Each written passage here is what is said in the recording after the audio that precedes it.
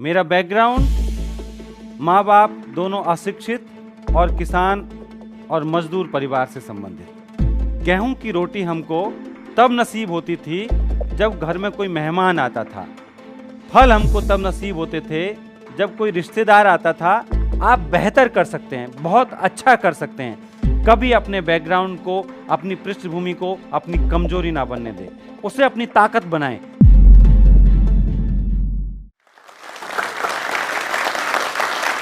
दोस्तों, अगर आप गांव के बैकग्राउंड से हैं, किसान परिवार से हैं, हिंदी भाषी या कोई भारतीय भाषा भाषी हैं, तो आपको कमज़ोर होने की आवश्यकता नहीं है। ये तमाम बातें आपकी सफलताओं में बाधक नहीं, साधक भी साबित हो सकती है। नज़रिए का फ़र्क है, नज़रिए का सवाल है कि किस नज़रिए से आप चीज़ों को देखते हैं। अगर आप इन चीज़ों को अपनी कमज़ोरी बनाएंगे तो ये आपकी कमज़ोरी साबित होंगी। अगर आप अपने अंदर जोश और जुनून भर के इन चीज़ों को अपनी ताकत बनाएंगे तो यही चीज़ें आपकी ताकत बन जाएंगी।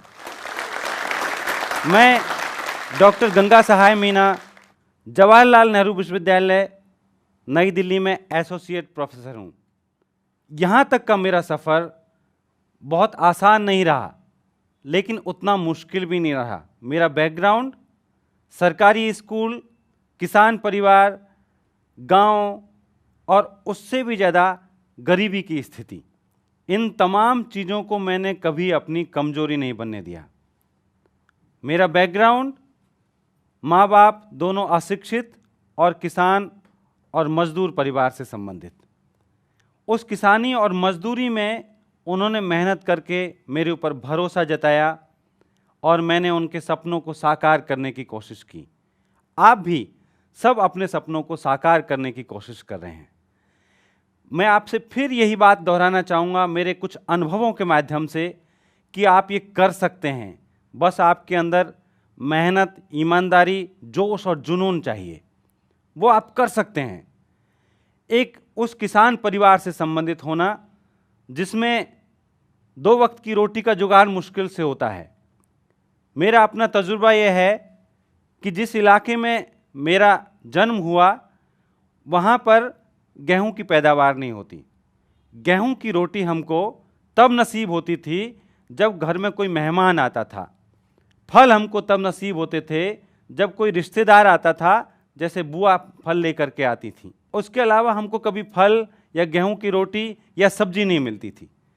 बहुत ही जिसको आप गरीबी रेखा का जीवन कह सकते हैं, उस तरह का जीवन जीने के बावजूद और दिन भर खेती किसानी में व्यतीत करने के बावजूद घर वालों की उपेक्षा, एक इस तरह की उपेक्षा कि उनके पास में बच्चों को देखने के लिए समय नहीं है। हम उस परिवेश से आए जहाँ पर बच्चे खाना लेकर, बच्चे के पीछे माँ बाप खाना लेकर नहीं दौड़ते थे, बच्चे खाने के पीछे भागते थे कि उनको 2 वक्त का खाना मिल जाए, टाइम पे खाना मिल जाए। उस खाने के पीछे वो भागते थे, अच्छा खाना मिल जाए। शुरू से सरकारी स्कूल में पढ़ते हुए मैंने यहाँ तक का मुकाम हासिल किया। कुछ लोगों को मेरी कहानी दिलचस्प लगती है, इसलिए आप लोगों के साथ साझा कर रहा हूँ। ये कहानी इसलिए शायद दिलचस्प हो सकती है कि मेरी जैसी स्थिति में इस देश के लाखों करोड़ों बच्चे हैं जो हताश है, निराश है। बेरोजगारी का दौर है, निराशा का दौर है। इस निराशा और बेरोजगारी के दौर में वो अपने बैकग्राउंड को लेकर के निराशा में है, आत्मविश्वास की कमी है। मैं उन तमाम साथियों से कहना चाहता हूँ कि अपने अंदर आत्मविश्वास पैदा करिए, जोश पैदा करिए, जुनून पैदा करिए। आपका किसानी बैकग्राउंड, आपका मजदूरी का बैकग्राउंड आपकी कोई बाधा नहीं पैदा करेगा। अगर आप भारतीय भाषा माध्यम में पढ़े हैं, ये भी कोई आपकी कमजोरी नहीं है। मैं आपके साथ अपने अनुभव साझा करना चाहता हूँ कि ग्रेजुएशन तक मैंने अपनी सारी की सारी पढ़ाई सरकारी स्कूलों से, सरकारी कॉलेज से, आसपास के घर के आसपास से की। 2 जोड़ी कपड़े नहीं थे, 1 जोड़ी से ही काम चलाया। जीवन का पहला मैंने, जिसको पतलून कहिए, पैंट कहिए, वो 10वीं क्लास में सिलाया, उससे पहले कभी नहीं। वो भी सिर्फ सरकारी स्कूल में पहनने की बाध्यता के कारण उसमें पाती लगाकर कई साल तक वो पहना और उन दिनों में मैं भैंस चराता था। मेरे साथ के बहुत सारे लोग भैंस चराते हुए रह गए, उनको अपॉर्चुनिटी नहीं मिली। उन्होंने, कुछ लोगों ने, उनके अंदर निराशा घर कर गई। लेकिन उन्हीं में से कुछ लोग बहुत सफल है, बहुत अच्छी जगहों पर पहुंच चुके हैं। वो भैंस चराते हुए मैंने जेएनयू का एंट्रेंस दिया। मेरे जीवन में बदलाव का जो माध्यम बना वो है जेएनयू प्रवेश परीक्षा। चूंकि राजस्थान में सभी सरकारी स्कूल कॉलेजों के नाम राजकीय के साथ शुरू होते हैं। मैं जवाहरलाल नेहरू विश्वविद्यालय के बारे में जानता भी नहीं था। मेरे भैया ने बताया, उन्होंने फॉर्म भरा, तो मैंने सोचा कि शायद कोई प्राइवेट कॉलेज है। मैंने कहा इसमें फॉर्म भरने की क्या ज़रूरत है, प्राइवेट पढ़ाई यहाँ से भी कर सकते हैं, जिसको हम आप कह सकते हैं कि जो नॉन कॉलेजिएट वाली पढ़ाई है वो हम डिस्टेंस मोड में यहाँ से भी कर सकते हैं। मैंने जेएनयू का ख्याल मेरे दिमाग में नहीं था कि एक इतनी बेहतरीन यूनिवर्सिटी, देश की सबसे अच्छी यूनिवर्सिटी, उसका फॉर्म भरा गया। मैं उसकी परीक्षा देने के लिए पहली बार दिल्ली आया। वो सन 2001 का साल था। उस 2001 ने मेरी दुनिया बदल करके रख दी। मेरे जीवन में दो बहुत बड़ी घटनाएं घटी। एक, मेरा जेएनयू में सिलेक्शन हुआ। दूसरा, उसी साल, उसी 2001 ने, जब मैं जेएनयू की परीक्षा देने आया था, उसी दौरान मेरे पिताजी की असामयिक मृत्यु हो गई। बिना बाप के आगे की पढ़ाई जारी रखना एक चुनौतीपूर्ण कार्य था, लेकिन मेरे परिवार ने सहयोग दिया। और जिस इलाके से, राजस्थान के जिस इलाके से मैं आता हूँ, उस इलाके में, वहाँ के लोगों में एक जोश और जुनून है अपने बच्चों को पढ़ाने के लिए। वो अपनी ज़मीन बेचकर, मजदूरी करके भी अपने बच्चों को पढ़ाने के लिए संकल्पबद्ध है। मेरे माँ बाप ने जब तक वो जिंदा रहे हमेशा मेरा साथ दिया, मुझे आगे बढ़ाने की कोशिश की। लेकिन जब पिताजी नहीं रहे तो एक ऐसा वो संयोग हुआ कि उसी वक्त मेरा जेएनयू में सिलेक्शन हुआ। और जेएनयू अपने आप में एक बहुत ही सस्ती, ना के बराबर फीस वाली जगह है, एक बेहतरीन विश्वविद्यालय, एक आदर्श विश्वविद्यालय जैसे विश्वविद्यालय की मैंने कल्पना की। उसमें भी एडमिशन एक दिलचस्प वाकया है। मैंने परीक्षा दे दी, लेकिन मैं उसको भूल गया। 2 महीने बाद जब मैं एडमिशन की तलाश में दिल्ली विश्वविद्यालय आया, तो जिस दिन मैं एडमिशन के लिए वहाँ पे दिल्ली विश्वविद्यालय गया, मैं कुछ देर से पहुँचा। उन्होंने कहा कल आइए।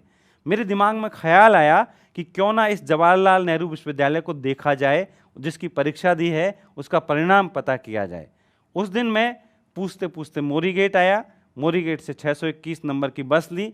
कंडक्टर ने पूछा कहाँ जाना है। मैंने कहा जेएनयू जाना है। उसने कहा जेएनयू में कहाँ जाना है। मैंने कल्पना नहीं की थी कि किसी एक कॉलेज या यूनिवर्सिटी के एक से अधिक बस स्टॉप हो सकते हैं, 7-7 बस स्टॉप हो सकते हैं। मैंने कहा भाई, जहाँ पर परीक्षा परिणाम आता हो, जहाँ रिजल्ट आता हो, वहाँ पे उतार देना। वो जुलाई 2001 का साल वक्त था। उस दौरान कंडक्टर ने मुझे एडमिनिस्ट्रेशन बिल्डिंग के बाहर उतार दिया और अंदर जाकर मैंने देखा कि परीक्षा परिणाम की सूची में मेरा नाम है, सबसे ऊपर मेरा नाम है। देखकर अच्छा लगा, लेकिन मुझे तब भी ये ख्याल नहीं आया कि ये यूनिवर्सिटी कितनी बेहतर है। मैंने सोचा कि हाँ ठीक है, अच्छा है, मेरा नाम है। लेकिन जब मैं वहाँ पढ़ने के लिए आया, लोगों को मैंने बताया कि मेरा वहाँ पे सिलेक्शन हो गया है, एडमिशन हो गया है। ये वाकया मैंने आपको इसलिए सुनाया कि उस दिन अगर मैं जेएनयू नहीं आया होता तो शायद मेरी ज़िंदगी कुछ और होती, क्योंकि मुझे कोई कॉल लेटर, मुझे कोई सिलेक्शन का लेटर कभी प्राप्त नहीं हुआ। डाक की अव्यवस्था की वजह से या जिन भी वजहों से मुझ तक वो सूचना नहीं पहुंच पाई। वो सूचना, उस दिन जो मेरा आना, वो संयोग मेरे जीवन को बदल देने वाला साबित हुआ। शुरू में थोड़ी मेरे अंदर निराशा थी, क्योंकि दूसरे राज्यों के विद्यार्थी काफ़ी अच्छी भाषा बोलते थे। उनका नॉलेज का लेवल मुझसे अपने से ज़्यादा लगता था, क्योंकि क्लास में वो अच्छे सवाल पूछते थे और मैं क्लास में सबसे ज़्यादा संकोची था। मैंने कभी कल्पना भी नहीं की थी कि मैं पहली से और ग्रेजुएशन तक जो विद्यार्थी सबसे संकोची रहा हो, वो बोलने की दुनिया में आ जाएगा। लेकिन मेरे साथ ये संयोग घटित हुआ और मैंने अपने संकोच को तोड़ा। इसमें सबसे बड़ी भूमिका मेरी मेहनत की है। मैंने मेहनत की और जब पहले सेमेस्टर के रिजल्ट्स आए तो मैं औसत से अच्छा था, औसत विद्यार्थियों से अच्छा था और क्लास में सबसे पहला जेआरएफ जूनियर रिसर्च फेलोशिप मेरा हुआ। इसने मेरे आत्मविश्वास को, मेरे जोश को, मेरे जुनून को और हवा दी, मुझे और प्रोत्साहन दिया। फिर मैंने जेएनयू में ही एमफिल का एंट्रेंस दिया, उसमें भी मेरी अच्छी रैंक आई। इससे लगातार मैं फिर आगे बढ़ता चला गया, मेरे सपने आगे बढ़ते चले गए और उसी विश्वविद्यालय में पढ़ते पढ़ते जब मैं पीएचडी में आया तो उसी दौरान मुझे दिल्ली विश्वविद्यालय से पढ़ाने का ऑफर मिला। मैंने वहाँ पर पढ़ाना शुरू किया।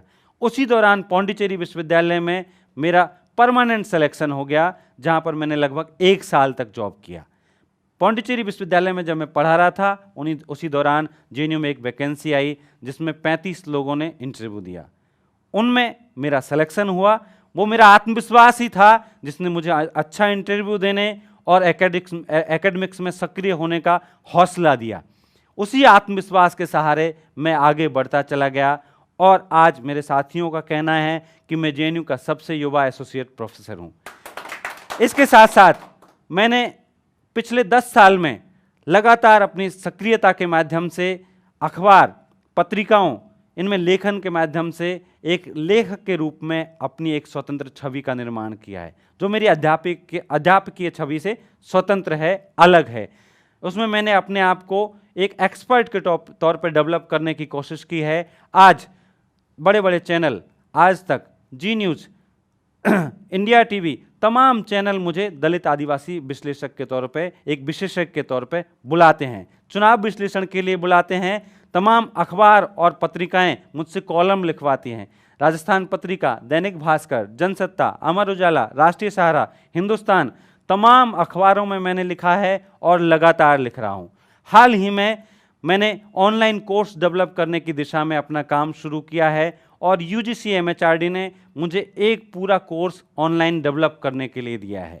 और उससे भी एक नई ताज़ा बात यह है कि भारत सरकार के आईसीसीआर ने मुझे एक विदेशी विश्वविद्यालय, टर्की के अंकारा विश्वविद्यालय में डेपुटेशन पे विजिटिंग प्रोफेसर के रूप में चुना है। मैं जल्दी ही बाहर जाने वाला हूँ हिंदी पढ़ाने के लिए, हिंदी के प्रचार प्रसार के लिए। ये तमाम ऐसे प्रसंग हैं जो मेरे जीवन को बदल देने वाले हैं। कहाँ मैं भैंस चराता था, पशुओं के लिए चारा काट के लाता था और घर की जो दैनिक कार्य है उनको संपन्न करते हुए अपनी पढ़ाई करता था। लेकिन मेरे अंदर एक जोश था, एक जुनून था, मेरे अंदर एक जज्बा था जो मैंने शुरू से सोचा कि कुछ अलग करना है, अपनी मेहनत के दम पे करना है, क्योंकि कोई ऐसी पारिवारिक पृष्ठभूमि नहीं है, कोई सहयोग करने वाला नहीं है, खुद ही करना है। ऐसे बहुत सारे बच्चे हैं आप में से, ऐसे बहुत सारे लोग हैं जिनके कोई ऐसे मार्गदर्शक नहीं है जिनके आसपास, जिनका अंग्रेजी माध्यम का बैकग्राउंड नहीं है, जिनका कोई अमीरी का बैकग्राउंड नहीं है। वो सब निराश ना हो, आप बेहतर कर सकते हैं, बहुत अच्छा कर सकते हैं।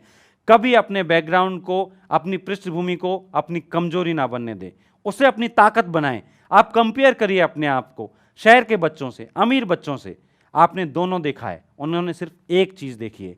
उनकी दुनिया आधी दुनिया है, आपकी दुनिया पूरी दुनिया है। और ये पूरी दुनिया आपके लिए खुली हुई है। सिर्फ हिंदुस्तान नहीं, सिर्फ एक यूनिवर्सिटी नहीं, सिर्फ एक महकमा नहीं, पूरी की पूरी दुनिया आपके साथ खड़ी होगी अगर आपको खुद में यकीन होगा, खुद के अंदर आपको विश्वास होगा, जिसको हम आत्मविश्वास कहते हैं। वो आत्मविश्वास अपने अंदर भरिए, वो जुनून और जोश अपने अंदर भरिए, वो ही आपकी दुनिया को बदल देगा।